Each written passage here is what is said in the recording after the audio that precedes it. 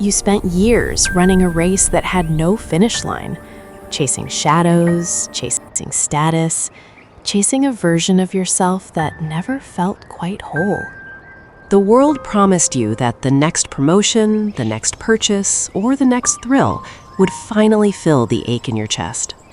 But the more you gained, the more you realized you were starving, a spiritual famine in a land of plenty. Then, in the silence of your lowest moment, you stopped. You stopped running from the one thing that actually mattered. You reached for the book you had ignored for so long, not as a ritual, but as a lifeline. When you opened the word, it didn't just speak to you, it began to rebuild you. You traded the frantic noise of the world for the sovereign whisper of the Creator. The world said, "Work harder." The word said, "Come to me, and I will give you rest." Suddenly, the things you used to crave lost their luster. The gold looked like brass. The fame looked like vapor. You began to walk a narrow path. It wasn't easier, but for the first time, you knew exactly where you were going. Your identity was no longer found in your bank account or your followers, but in the scars of the one who bought you. The word became your armor. When the world threw its lies at you, the truth stood like a shield.